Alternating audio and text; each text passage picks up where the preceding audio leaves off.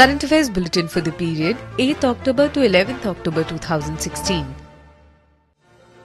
Current Affairs Headlines: Russia vetoes UN resolution to stop bombing on Aleppo. Indian origin barrister Shami Chakrabarti appointed to UK shadow cabinet.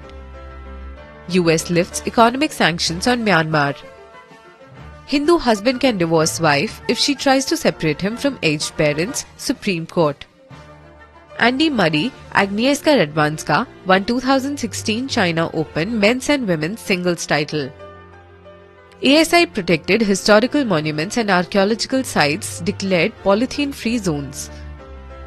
Fadnavis inaugurates India's first international arbitration centre in Mumbai. Morocco, Abdelilah Bekirane appointed for another term as Prime Minister. Current affairs in detail. Russia vetoes UN resolution to stop bombing of Aleppo. The draft text proposed by France and Spain won 11 votes in favour. Russia and Venezuela voted against the resolution. It was the fifth time that Moscow used its veto to block the UN action to end the 5-year war in Syria. Syrian conflict that claimed at least 200,000 lives has driven about 4.8 million as refugees to other countries. Indian origin barrister Shami Chakrabarti appointed to UK shadow cabinet. She was appointed in shadow cabinet by Jeremy Corbyn, leader of the Labour Party. She is a member of the British House of Lords and a British Labour Party politician. The shadow cabinet is a feature of the Westminster system of government.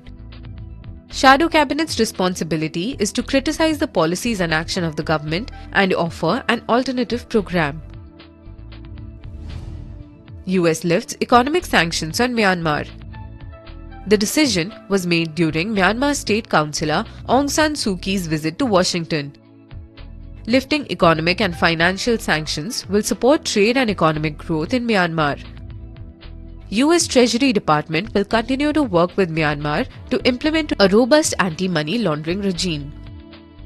Myanmar was under economic sanctions by the Treasury Department for nearly 2 decades. Hindu husband can divorce wife if she tries to separate him from aged parents, Supreme Court. The apex court held that it is pious obligation of a son to maintain his parents. Wife can't separate the son from his parents just to enjoy his income, at least when he is the sole earning member.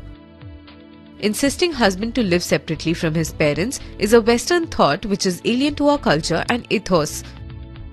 Decision was made while confirming the decree of divorce sought by a Karnataka-based man.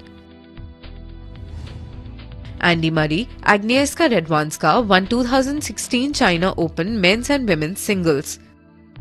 World number 2 Murray defeated Grigor Dimitrov 6-4, 7-6. World number 3 Radwanska defeated Johanna Konta 6-4, 6-2. 3-time Grand Slam tournament winner Murray represents Great Britain in his sporting activities. Radwanska is a Polish professional tennis player. ASI protected historical monuments and archaeological sites declared polythene-free zones. An advisory was issued against states and union territories to keep monuments polythene-free up to 300 meters from the protected boundaries. Ministry of Culture sanctioned 350 crore rupees to provide facilities in all ASI protected monuments. The ASI has ranked top 25 Adarsh monuments on the basis of cleanliness. A World Heritage Site, Rani Ki Vav in Gujarat, has been declared as the cleanest iconic place in India. Fadnavis inaugurates India's first international arbitration centre in Mumbai. The MCIA will be governed by a 17-member governing council. It will provide a time-bound and cost-effective facility and reinforce investor confidence. It will feature arbitration rules that reflect international best practices. Till now, majority of global disputes landed at the International Arbitration Centre of Singapore or London. Morocco, Abdelilah Bekirane appointed for another term as Prime Minister. He is the leader of Morocco's Islamic Justice and Development Party. Mohammed VI, the King of Morocco, named Bekirane as Prime Minister for the second term. King's decision came after Bekirane's PJD won 125 seats in 395-seat lower house of parliament. Bekirane has been serving as Prime Minister in a coalition government since November 2011.